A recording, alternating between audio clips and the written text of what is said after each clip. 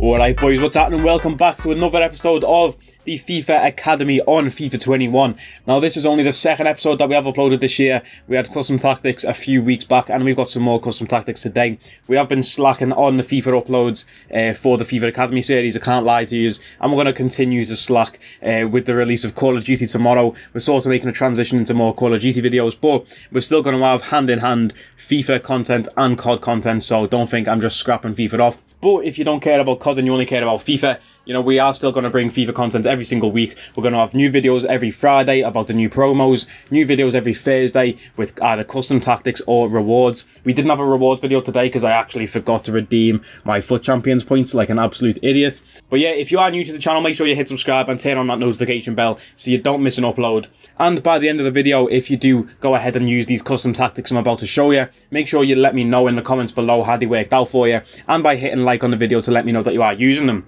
So without further ado, let's get into the tactics. You can see my nice little hybrid team on the screen there. We are in the 4-3-3-2 formation, and of course we do not stay in this formation. We don't play Rashford in CDM, don't worry about that. So from minute one, boys, we switch from the 4-3-3 formation into the 4-1-2-1-2 narrow. Now my last video on custom tactics was on this 4-1-2-1-2 narrow formation, and I go through why I like this formation so much, everything like that. But we have switched up the tactics a little bit, and as you can tell by the title, you know, this is an aggressive style of play that we do like to play on FIFA. On FIFA 21, the same as FIFA 20, you know, a lot of people just like to sit with 11 man behind the ball, drop back one depth, and just play like counter-attacking football. And it is the most boring thing I've ever seen in my entire life.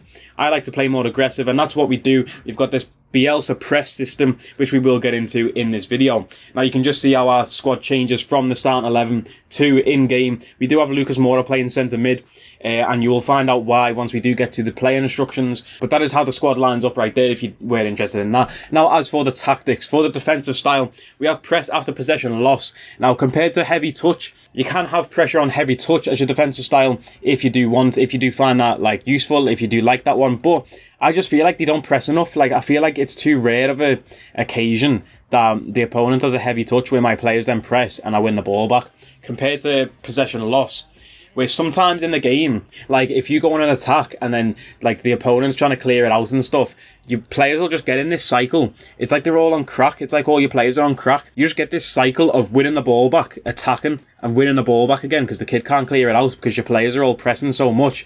So when that happens, you more time score from it because the kid can't get it out, and you have like 5 attempts on the goal. So that is why I go with press after possession loss for the defensive style there. Now 4-1-2-1-2 narrow is quite a narrow formation. Obviously it's in the name. Well, obviously it's called brackets 2, but it is the narrow formation. So to counter people who use wide formations with wingers and stuff, we slap the width on 6 there. 6 bars. That just means that it'll give us a little bit more width in the team compared to that regular 5 bar to try and counter maybe like wingers, as I say, wide players who just want to run down the line and cut it across, which seems to be like 90% of the player base on FIFA 21.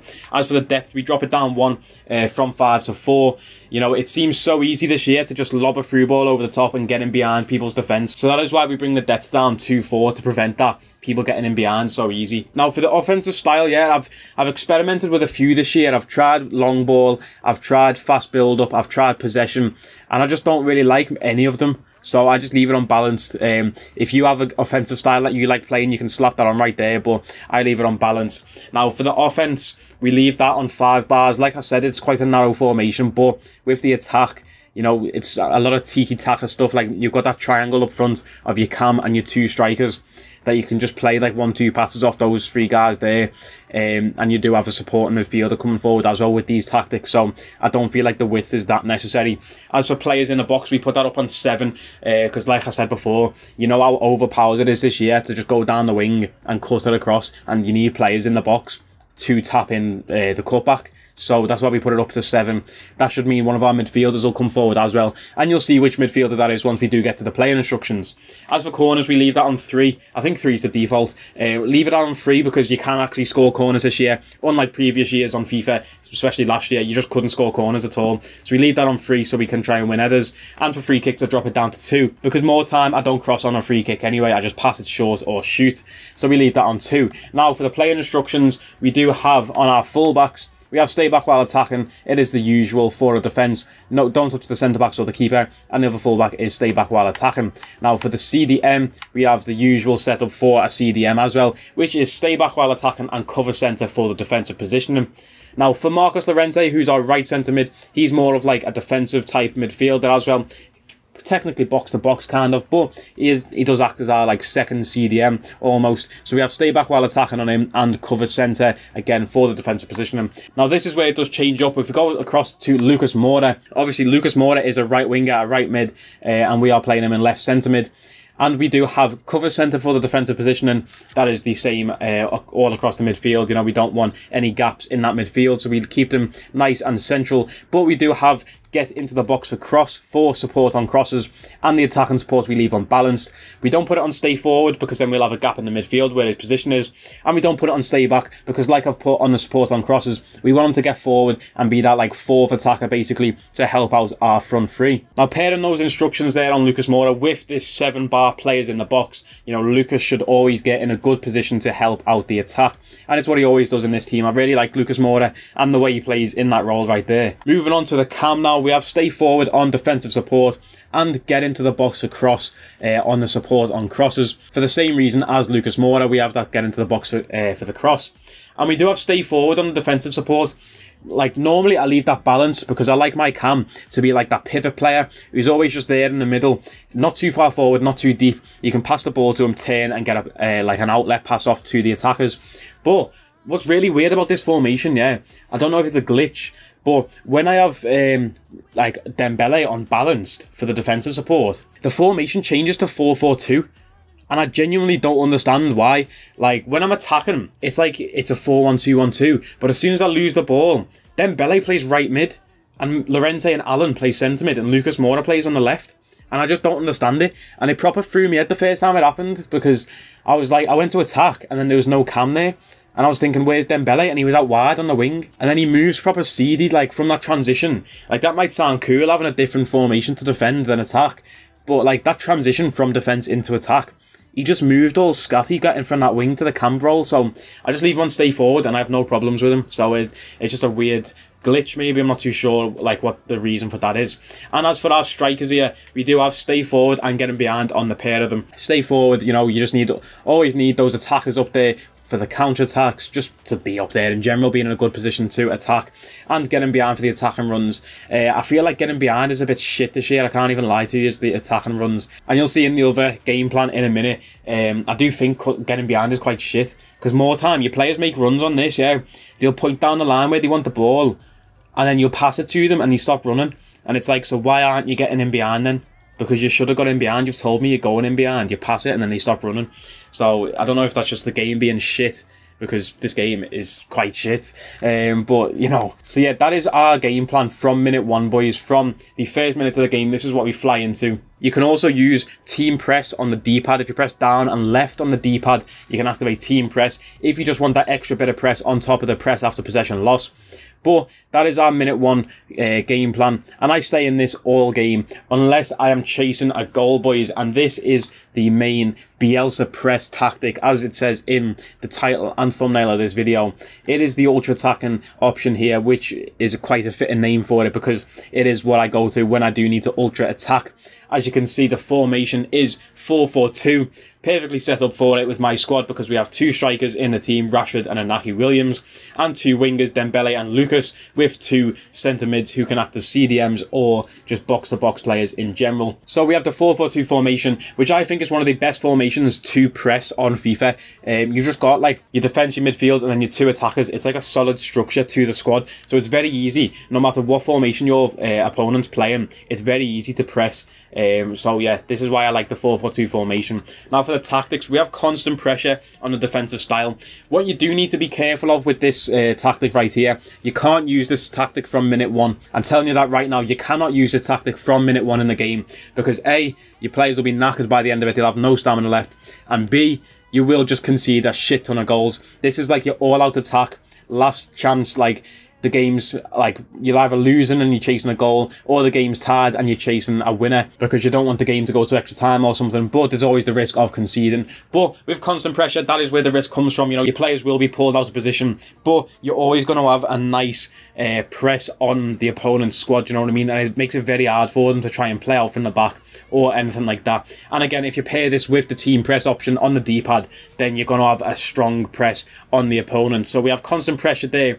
It's quite a wide formation already, the 4-4-2, so we leave the width on 5 and the depth on 4. Again, like I said, you will probably get caught out using constant pressure. Like, it's very easy for them to like just lob a ball up and beat the press. But if you have that depth a little bit deeper on 4, then, you know, hopefully that defensive line will be a bit further back and not get caught as easily. And for the offensive style, we do have fast build-up, which again, it is very easy to get caught out on a counter-attack with fast build-up, because when you win the ball back, all your players start legging it up the pitch. So if all your players leg it up the pitch, and then you lose the ball on, say, like that first outlet pass, say I win the ball back with Alan, me CDM, and then I try and play that outlet pass because everyone's legged it up the pitch, me wingers, me centre mid, me strikers, and I try and play that pass and gets intercepted, then I'm going to have like no one back to defend. So fast build-up is a risk, but it's that risk-reward thing, you know, you've got to weigh up the risk versus the reward, and it is very rewarding having the combination of constant pressure and fast build-up. So that combination of constant pressure and fast build-up is very rewarding. And for the offensive like tactics, we do have 5 width, as I say, for the defence. You know, you don't need to go any wider or any narrower. Is narrow even a word? I don't know if I've just made that up. Any more narrow than what it already is, because it's quite a wide formation. But you still have that like narrowness in the middle, the 2 CMs and the 2 strikers. Players in the box again, 7. Corners, free kicks the same as the last one, for reasons I've already mentioned. And for the instructions, we don't touch the keeper, we don't touch the centre-backs, never do any of that. For the full-backs, we have stay back while attacking on both of them, but we do have the run type on overlap. That just gives you an extra little outlet. You know, they should stay back. You don't want them going forward in case you get caught out. Like I keep saying, it's very easy to get caught out in this formation. That is why it's your last-ditch, like, attempt, your last card. It's your trump card, your Yu-Gi-Oh! Exodia card, you know. That is what this card is right here. So we have the run type on overlap, so if they do get forward, they'll make a nice run on the outside rather than cutting inside and getting in your striker's way or something like that. For the 2 centre mids here, we do have cover centre and stay back while attacking on the pair of them. Like I say, you know, you want that solid structure still so you don't get caught out from in behind, and you're really relying on your 4 attackers to be your outlet and your attacking like players. What I will say though is that this right centre mid position here, Marcus Llorente, I look at Alan more of a CDM than Llorente. What I do most of the time, because when I switch this formation, it's always late in the game, so my players are knackered anyway. What I always do, I sub off Marcus Llorente for Anderson Talisca. That is just my go-to super sub in the midfield. So like an attacking type player, and you switch the tactics from stay back and cover centre to balanced attack, get into the box for cross, and cover centre. What this will do is create another attacker for you. So you will have your 4, your wingers, your strikers, and you will have another midfielder going forward for that attack, which does leave a gap in the midfield. But, you know, Anderson Talisca in this formation with those tactics right there, he goes crazy. I'm telling you right now, he goes crazy in this formation. But while we have Marcus Llorente there, we do leave it on balance, crossing runs, and stay back while attacking. Now, as for the wingers, we do have defensive support on balance. You know, if you put them on stay forward, this formation turns into a 4-2-4. If you put both wingers on stay forward, your players in game will just stay up there next to the strikers, and it's a 4-2-4. But we don't want that. We do want them to come back into that midfield role rather than the wing role, to keep that nice structure in the formation. So we do have balance for defensive support, but we do have support on crosses, on getting to the box across, and the support and runs on getting behind for both players right there. You can have cut inside if you want as well. Let's say you've got like Gareth Bale on the right wing who's a left footer. You could put the chance creation to cut inside, but I don't really like cut inside. I tried having Rashford on the wing, yeah, and putting cut inside because obviously he's right footed, and I felt like he stayed wider than when I had it unbalanced, when I said cut inside, so it made no sense to me, so I don't touch that. I just get into the box across for reasons I've already mentioned, and getting behind to create those like attacking options. And when we have the fast build up, it tells them where to go, you know, getting behind, past those fullbacks and the centre backs, get in behind. And finally, for the strikers, on both of them, we have stay forward as the defensive support, and we don't have anything else on them, just stay forward, so they stay up there and be our outlet for when we do win the ball back from this constant Bielsa press. Like I mentioned in the previous game plan, I feel like getting behind is a bit shit on your strikers this year, so that is why we leave them unbalanced, and trust me, like, I have no problem scoring with my strikers in this formation right here, and the way the tactics are set up. You know, I've been losing games in FUT Champions. I play to a high standard in FUT Champions as well, so it's not bad opponents. I've been losing games like 3-1, and then I'll slap these tactics on with 10-15 minutes to go in the game and win the game 4-3 by the end of it. Do you know what I mean? It is very, very good tactics right here. And that is going to bring us to the end of the video, boys. If you did enjoy this video and you are going to try out these custom tactics in this weekend league or in division rivals, let me know in the comments below how they get on, and make sure you hit like on the video if you are going to use them, and hit like if you just enjoyed the video in general, even if you're not going to use the tactics. Make sure to subscribe if you are new. We've seen some mad growth since the start of FIFA 21, and we are looking to continue to grow even more, so make sure you hit subscribe if you're new, turn on notifications so you never miss an upload, and I'll catch us in the next video, boys. Take it easy.